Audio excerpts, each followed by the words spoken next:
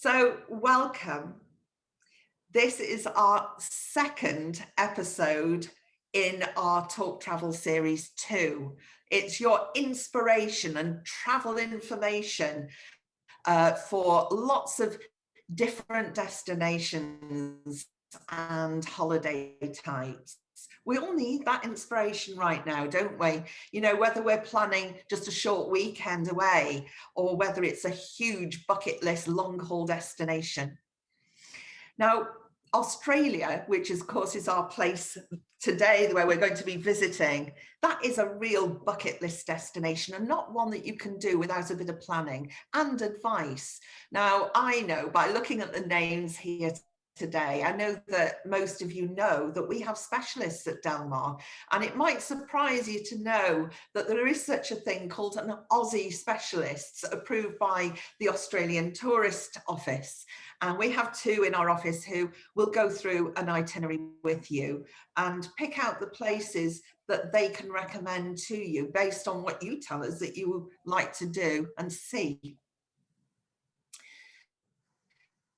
It's often by appointment, but you don't have to have an appointment. It just means that we can guarantee that the Aussie specialist is actually in the office at the time, and they will spend about an hour or maybe an hour and a half with you just going through all the products, really, because there's a lot of it out there, a lot of airlines, a lot of things to do, a lot of different hotel types. And not just that, but every specialist in our office that covers their worldwide destination choice, they will have been to the destinations certainly more than once and often many, many times. What's also really important is that we choose a tour operator who have a similar knowledge and passion for that destination. So I'm delighted today to introduce you to Gemma from If Only. She's going to take you on a whirlwind tour now of Australia. Good luck with that one, Gemma. In about 25 minutes. So I won't waste any more time. I'm just going to pass over to you. Welcome. Thanks so much, Anne. I'm just going to pop my screen up so I can share my slides with you all. Okay, so morning, everybody. As Anne said, my name's Gemma. I'm actually head of sales for a beautiful company called If Only. And I'm here to talk to you today about Australia, which I'm very, very passionate about. And we were just talking about the fact I've actually traveled there about 10 times.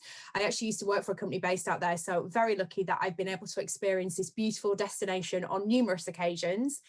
And now is a perfect time to actually be looking at a holiday to Australia. Granted, the borders are shut at the moment and have been shut for a little while, but they are looking to be reopened again next April. And as Anne says, a holiday to Australia is often a bucket list trip that takes a lot of planning and organisation. So this gives you kind of the perfect timeframes to start getting organised and thinking about Australia. And because we have dedicated people within our offices who are also Australia specialists, we have a dedicated product team, and they're all working tirelessly in the background to make sure that when those borders are open again, we've got the best product available for you to kind of get out there and experience this absolutely amazing country. So before I jump into the Australia part, I just wanted to tell you a little bit about us, because you may never have heard of If Only before. And the reason that you may not have heard of us is because we only work with travel agent partners like Delmar World. So you can't book directly with us. You have to book with us through a travel agent. And this is because we want to make sure we get the best holiday option for you. So we want you to sit down and have that kind of one-to-one contact with your agent. They can understand what you need out of your trip, and then they can come through to our specialists in our offices so we can make sure we put together the perfect holiday for you. So we're actually based up in Glasgow. We're a luxury long-haul tour operator. We're award-winning. You can see some of the different destinations that we offer there. So it's not just Australia, but we do focus on those kind of 4- or 5-star luxury properties. But we do also have some beautiful 3-star gems, which is perfect for a destination like Australia, because, you know, once you get into some of these far-flung areas, if you're in the middle of the outback, there aren't always 5-star options available. As I mentioned, we're 100% trade only, and we're also 100% financially protected, which I think is important to mention in these current times. So we're members of ABTA and ASTOL, which is good to know. And kind of talking the current times. I'm not going to dwell on this fact, but just to let you know that we do have a peace of mind guarantee in place at the moment for any new bookings that are made with us. So, you know, if any travel plans are affected by COVID, you can be kind of rest assured that your monies are protected, you can change things, you can get refunds, etc. So just wanted to mention that for you. So let's get on to the fun stuff and talk about Australia. So we have an amazing brochure and we will be able to get you copies of these if you would like one. But we've got a whole host of different products in there. So we've got luxury and mainstream hotels, we've got apartments, we've got lodges, we've got boutique hotels. We work with car hire and motorhome companies. We work with touring companies. We've got lots of different kind of itineraries that are already ready-made, which you can kind of adapt and tailor to your own requirements, whether it be walking, cycling, food tours, wine tours. We've got lots of excursions and day trips, a huge range of stopover options and worldwide itineraries that we can incorporate as part of an Australia trip. And we've got some really nice iconic rail journeys too. So want to start right at the very beginning, getting there. There's no getting away from the fact that Australia is quite a long way away, so it's going to take you a while to get there, but there's plenty of options available to ensure that your journey there can be part of the trip and just as exciting as actually when you get there. So I love that picture there, the Qantas flight flying over the harbour bridge in Australia.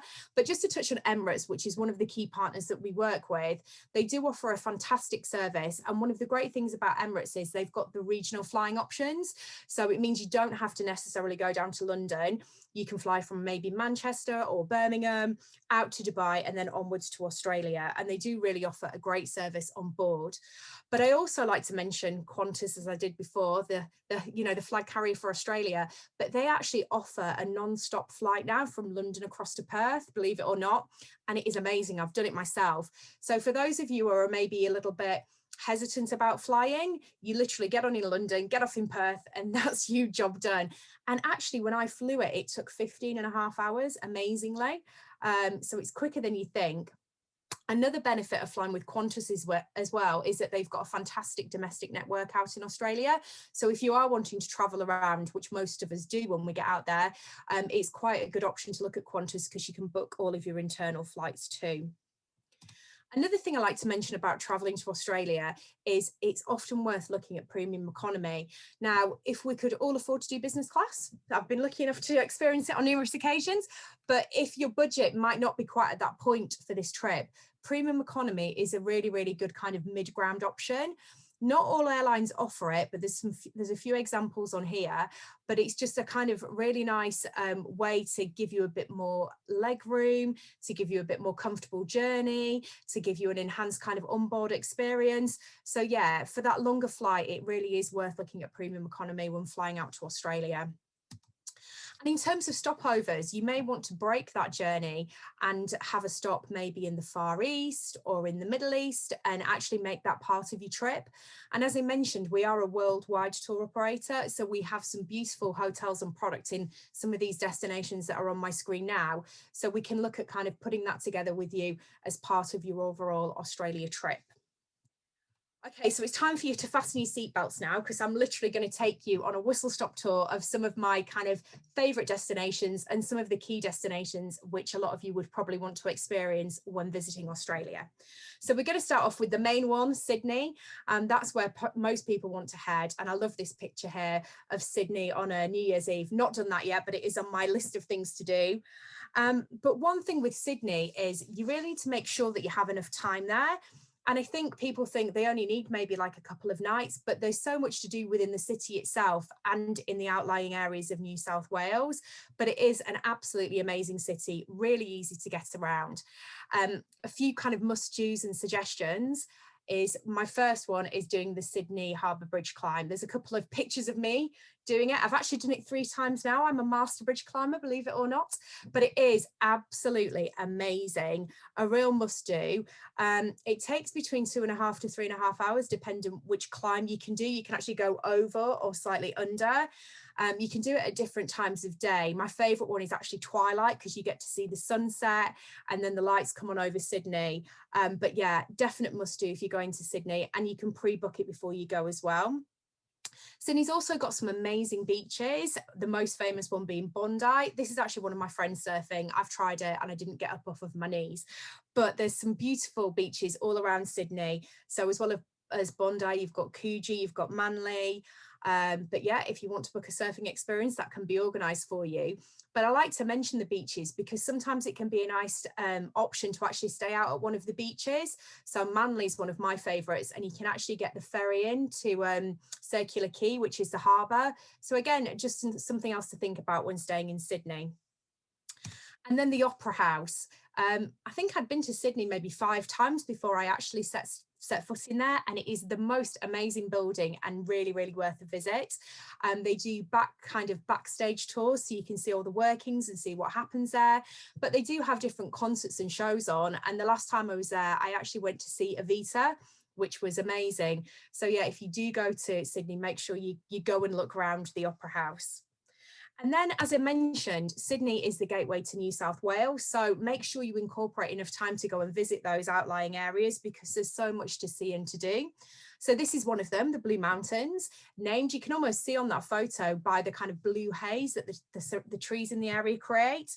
And you can actually do this as a day trip, but I would recommend going up and maybe spending a night in the Blue Mountains because the sunsets and the sunrises up there are absolutely stunning. If you're into your walking, there's loads of walking trails that you can do. And there's also an area called Scenic World, which is home to the world's steepest incline railway. So if you're into that kind of thing, you can go and visit that as well. And then another favourite of mine, because I love wine, is the Hunter Valley. So the region boasts about 150 vineyards, ranging from little independent ones to the bigger names which you've probably heard of, like Lindemans and Rosemount. And it's also getting increasingly well known for kind of olive and cheese production. If beer's more your thing, there's some breweries as well. And lots of the vineyards in the area offer free wine tastings, which is great. So it is worthwhile doing that as part of an organised trip because obviously if you're driving, you can't partake in the wine. But again, there's lots of nice properties and hotels in the Hunter Valley area. So you could go up there and stay for a few days. And one of my top tips, if you get the opportunity, they do some amazing hot air balloon rides over there. And it is absolutely out of this world. I've done one at sunrise, kind of going over all the vineyards, seeing the kangaroos among the grapes, and yeah, a really stunning area of the world. So moving on from Sydney, once people have done Sydney, they tend to head inland a lot of the time and go to Ayers Rock or Uluru, which is the Aboriginal name. And the kind of red centre of Australia is definitely the place to head to if you are interested in that Aboriginal culture. But obviously it's one of the most kind of iconic images of Australia, Ayers Rock. So well worth a visit. There's various tours that you can do, various excursions. One of our most popular ones, which we actually sell, is called the Sounds of Silence Dinner. And you actually get to go and have a meal, watch the sunset over Ayers Rock and just enjoy the outback underneath the stars. So absolutely amazing. And then if you really want to spoil yourselves, there's this absolutely beautiful property out there called Longitude 131. And you can see there, it's these kind of like super luxury little tented accommodations. And you're actually looking across at Ayers Rock. So, you know, we get a lot of people booking that beautiful property if they're staying out there. So yeah, well worth a visit. So we often use the term Sydney Rock and Reef because that's what a lot of people want to experience when they go to Australia for the first time. So we've done the first 2 bits. So I'm going to take you up to do the reef area now. So for this, you head up to Queensland. And obviously the Great Barrier Reef is one of the greatest wonders of the world, famous for its scuba diving, as you can see here. But actually, there's so much more than just the kind of the water aspect of it when you go there. And even if you're not keen on kind of scuba diving or snorkeling, you really must go up there and experience everything that the area has to offer. So a lot of people fly into Cairns, and this is actually one of my own photos, believe it or not. So these are the kind of views you get when you're flying into Cairns. So yeah, you almost don't have to go to the Great Barrier Reef. You get to view the amazing coral from the air. But Cairns is known as the gateway to the tropical north, and there's lots of kind of excursions you can do from there to go out and see the Great Barrier Reef. But I would always actually recommend for people to travel a little bit further north from Cairns and actually stay in Palm Cove or Port Douglas because they're really nice resorts.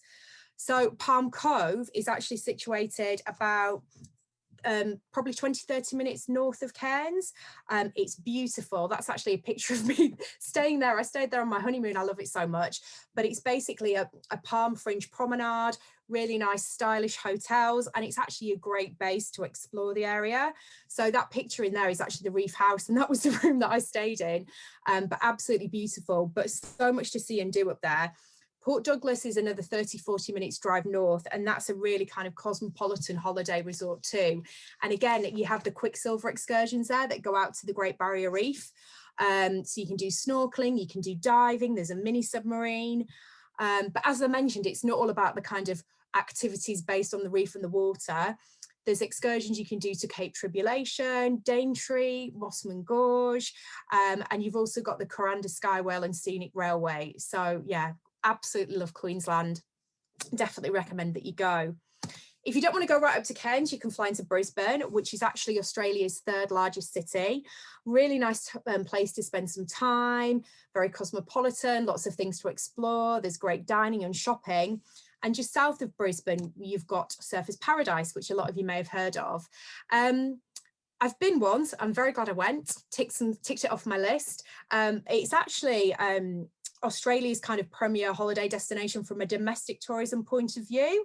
There's Australia Zoo, there's various theme parks, great shopping, great nightlife. There's the Palazzo Versace, which you may have seen on television on I'm a Celebrity, but again, worth going. I went there for afternoon tea, which is fantastic. So yeah, just another kind of area of Queensland that's worth going to. And an excursion which I did was going into the rainforest from there. It's called O'Reilly's. And you can just go for the day. You can stay in one of these lodges overnight. And it's actually a subtropical rainforest. And there's lots of different walks and trails that are on boardwalks. So you kind of level with the treetops. So those of you who are into maybe kind of nature or bird watching, great to go and see all the wildlife up there.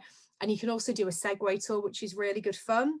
So yeah, another option up in Queensland. So enough on Queensland. I'm going to drag you further south now. I told you it was a whistle stop tour. So Great Ocean Road is a real favourite of mine. And this is a stretch of road which runs between Melbourne and Adelaide.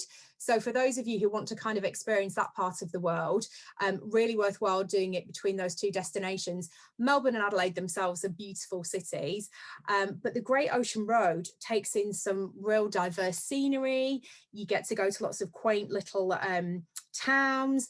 There's amazing rock formations. So you've got the 12 Apostles, which you can see is the picture on the left. You've got Lochhead, and that picture there is actually London Bridge, not the London Bridge that we know. But there's also the Grampians National Park. There's the Coonawarra wine region. So again, this is like a really nice kind of, you could do it as a 5-day. So like if you've maybe done all your other bits and you just want a little section around Melbourne and Adelaide, I'd definitely recommend doing the Great Ocean Road. And then moving further west across to Perth. Again, this is one of my photos from it's Kings Park in Perth. And Perth has evolved so much over the past few years.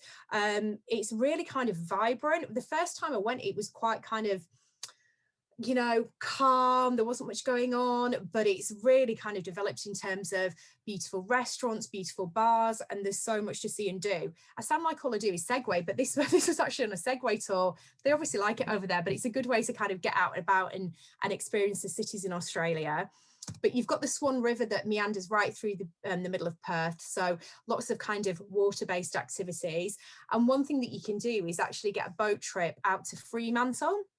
And Fremantle has got so much history, beautiful architecture, and it's kind of more the historic area of Perth. You can go look around the jail, which may sound a bit random, but is so interesting. And they have an amazing brewery down there called Little Creatures, which is kind of quite renowned in the area, which does amazing food and drink. And again, Fremantle's a really nice place to stay. If you're there over a weekend, they have an amazing street market with street entertainers. So yeah, another one to do. You'll be getting a long list by the time I finish speaking to you. But also when you're in Perth, a real must is going out and visiting Rottnest Island. And this is like an aerial view of the entire island. So you can take a boat from Perth Marina And actually the best way to explore is you can rent a bike and just spend the day kind of exploring. There's over 60 little sheltered coves and beaches. You can go swimming in the sea. But if that all sounds a little bit too energetic for you, included in your kind of boat ticket across there, you do get access to a little coach tour, which will take you around the island. They don't actually have any vehicles on there apart from these coaches that take you around. You can go see the wildlife. Rottnest is famous for a little animal called the quokka.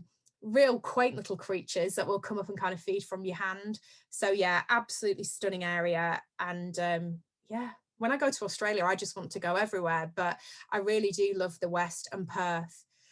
But in terms of destinations, I'm now going to direct you to the brochure because, as I said, I could keep you here until 12 o'clock in the morning talking about all of the destinations that I love in Australia. But our brochure is a real good place to look. So I might have whetted your appetite with some of the ones I've spoken about there.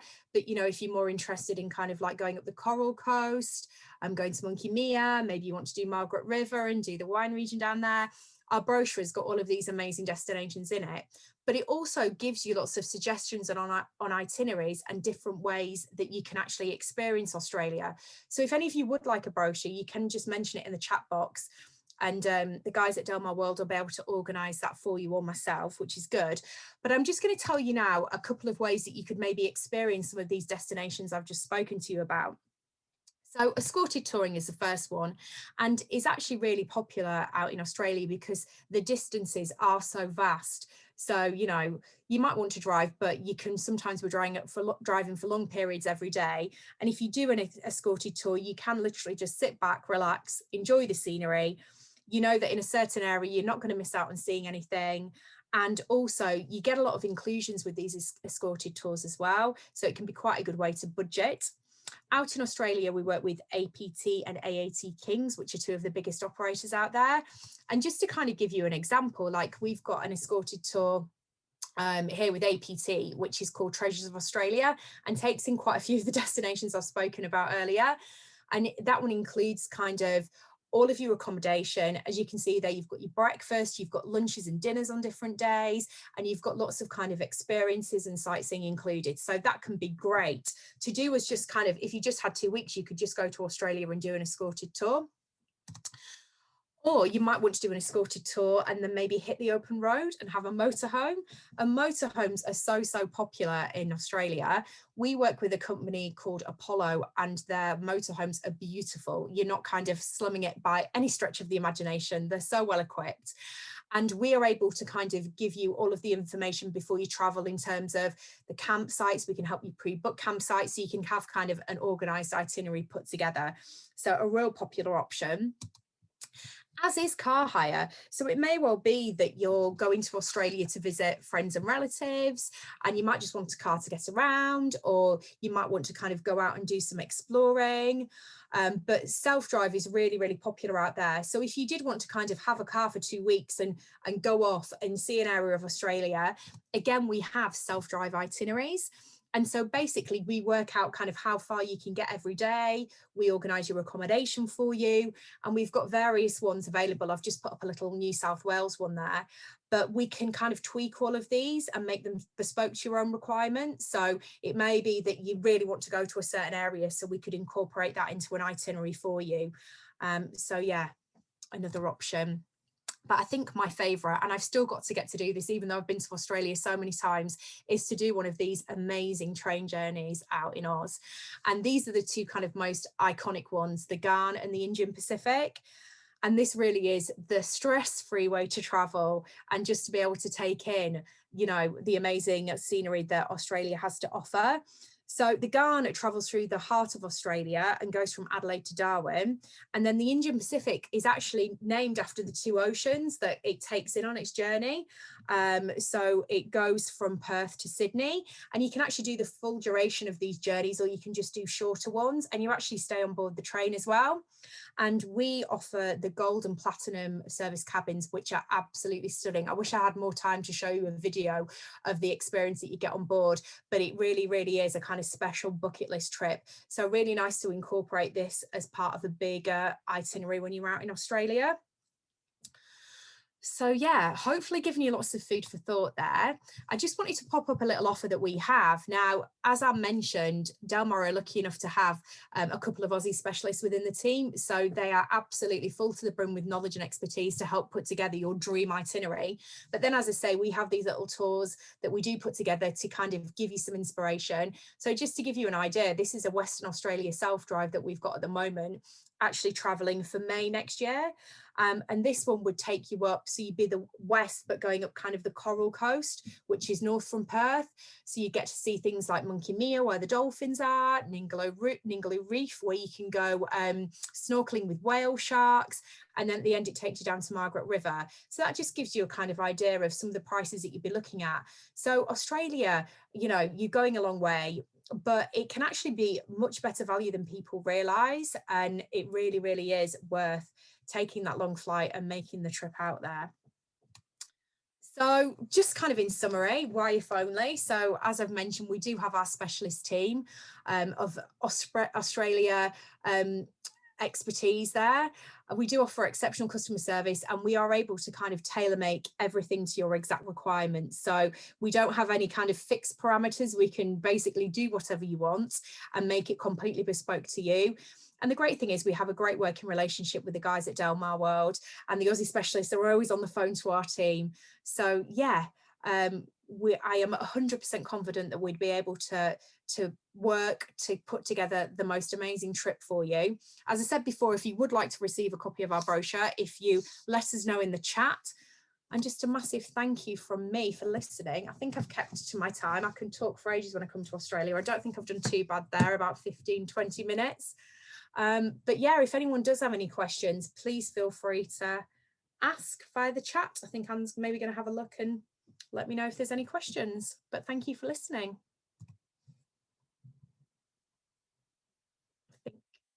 Okay. Oh, there you are. There I am. I was muted. Thank you so much, Gemma. That was fabulous, and well done for including so much in such a short space of time. I don't know how on earth you did it. So I have just noticed a couple of questions come up, such as how long is the flight? Now I know this obviously depends on whether or not you take a stopover, but a direct flight, say from London to Sydney, Yeah. how long is the flight?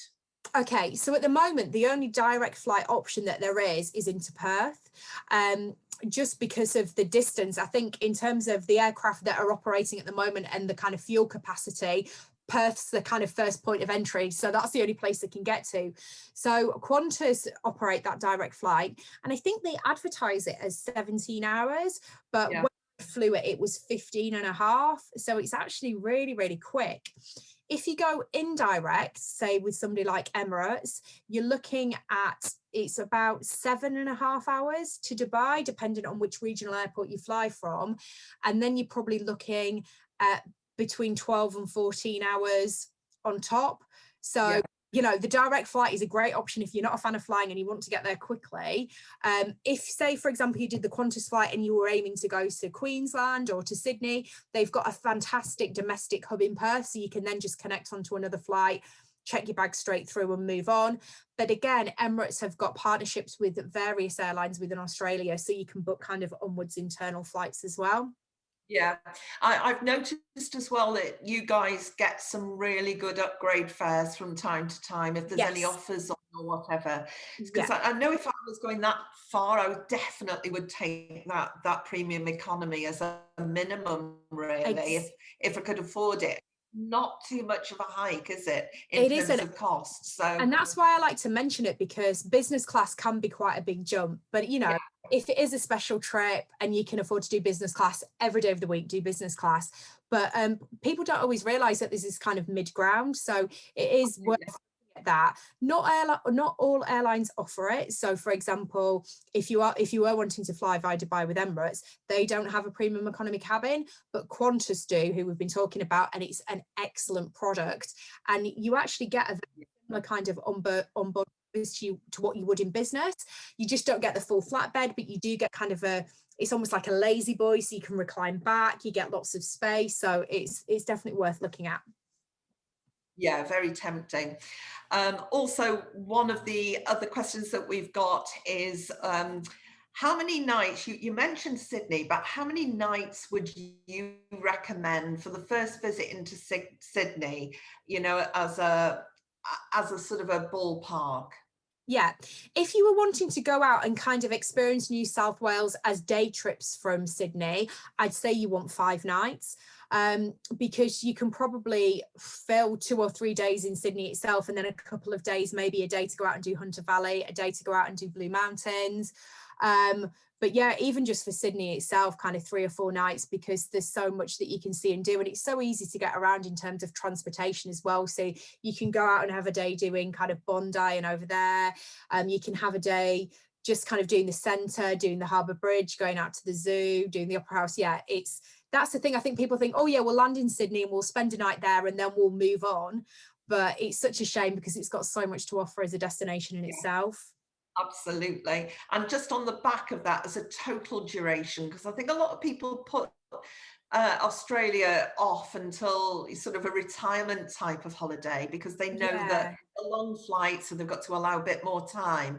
But what sort of is the average duration? If it was the first visit and you were going to do that sort of typical rock and reef type Sydney Rock and Reef. itinerary. Yeah, that can be done in kind of, you could do it in 2 to 3 weeks. Um, you know, you want to kind of allow enough time, but unfortunately not all of us have enough time. And if you're desperate to get to Australia, I wouldn't put it off, I'd just go. Like that itinerary that we had there, which was the escorted tour, that was, 14 nights, and that takes in kind of all of your key areas. So it can be done. I'm trying to think, my last trip out there, I think we had maybe 16 nights, and that was manageable. We had a stop in Dubai on the way back, and we had a really nice time. We managed to experience everything that we wanted to experience. But yeah, obviously the more time the better, but obviously time is precious and we don't always have long holidays to take. So I would say kind of 2 to 3 weeks if you just wanted to go and experience some of those key destinations. Yeah, yeah. Another question was cost of living. If you're doing a fly drive perhaps and you need to just budget for your food and drink. I know that that's very Yeah. difficult because we don't know where people like to dine, but the average sort of, what's the cost of living like out there? Yeah, do you know what? It actually kind of peaked a few years ago and it seems to have kind of dropped back down a little bit now. So it isn't that dissimilar to UK prices, to be fair. There was one point where you were kind of looking at £5, £6, £7 for a pint of Aussie beer, but that's kind of like back down. But yeah, so I would say it was comparable to kind of like UK cost of living. So I think it did have a reputation of being expensive for a little while, but like anywhere, there's so many kind of different options. If you're going to be eating, right down in Circular Quay, which is like the main area around the Opera House in Sydney, you're going to be paying a premium. But there's loads of, when you go out to the beach areas and stuff, there's lots of really good value kind of options for eating and drinking. But yeah, it's not that dissimilar to kind of UK cost of living. Okay. And one more. Any thoughts on Melbourne and Adelaide? Yeah, fantastic destinations. I've stayed in both, and if you are wanting to do those two cities, I would definitely do that Great Ocean Road in between, which can be done really nicely as a self-drive or as a small group tour. And again, from Melbourne is really cosmopolitan. There's kind of lots of sporting kind of stadiums and things that you can see and do, and they've got a really nice tram network as well, so you can go out to like the beach resort of St Kilda. So again, you'd probably want a couple of nights there. And then Adelaide, you can actually go out to Kangaroo Island, and poor Kangaroo Island was devastated the other years with all the fires, but they are really kind of regenerating that and encouraging people to go back there. So you can actually go to Kangaroo Island from Adelaide. You can actually do it across on a ferry, or you can take a flight. But that's a really nice kind of trip to do, and you can maybe spend a night on Kangaroo Island and explore that area as well. But yeah, both beautiful cities, and but would definitely make the most and experience that Great Ocean Road journey in between. And okay, Gemma, one more. Best time of the year Best time of the year to go? So I've been at numerous times of the year. It's kind of like the flip of our seasons.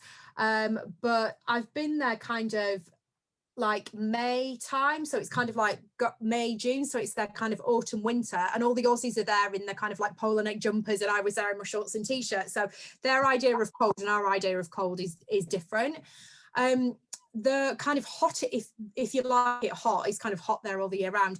The kind of hottest time does tend to be kind of like November, December, January, February. But it's going to be warm there all the time because of obviously the location. But a nice time to go is probably, I would say, our kind of autumn and springtime, because it's going to be their kind of autumn and springtime. And, you know, you don't want it too hot if you're wanting to go explore. No. And looking around. But do you know what, even if you went in the height of our summer, so it's like the middle of their winter, I think you'd still be quite pleased with the temperature and still be able to have a really nice time. Absolutely. I'm aware of the time. I could talk to you all day, and the questions have come in. You know, there's obviously a lot of enthusiasm there for Australia. So thank you so much, Gemma, for joining us. No worries. It's been lovely talking to you all. I mean, one of the things that I feel is that, you know, and I don't know whether you've seen this in terms of inquiries coming through, but if you are not booking anything for Australia until April, which is, you know, obviously very wide, then I'm imagining that there's going to be quite a pent-up demand for those people who already would have wanted to, or have had cancelled holidays in the last 12 months or so. So definitely. Would be to people who are thinking of going, let's talk about it now, because I think availability once it opens is going to be closed very quickly indeed. And for things like premium economy, there are limited flight seats available on that grade of seat. So, you know, if you're going to go, then you want to have the very best of what you can afford. So let's start talking about it now, even if it's for 2023, and putting those plans in place. I'll take him. So thanks, Gemma. Thank you. And thank you for joining us, everyone. I just want to remind you that at the moment we're working 10 till 4, Monday to Friday, and by appointment only on a Saturday. That's in our Gresford office. If you want to join us in Heswell, we're by appointment only there at the moment, but keep watching our website, because things are changing all the time. Now, I hope that you can join us next week, because we're being joined by UniWorld. You may not have heard of them, but they are a river cruising company that specialize in boutique river cruising, and they are very luxury based. Now, if you've never river cruised before and you want to know a little bit more about it, then do join us next week, and you can sign up in the usual way. So I hope to see you next week, and take care. Have a great week, everyone. Bye for now.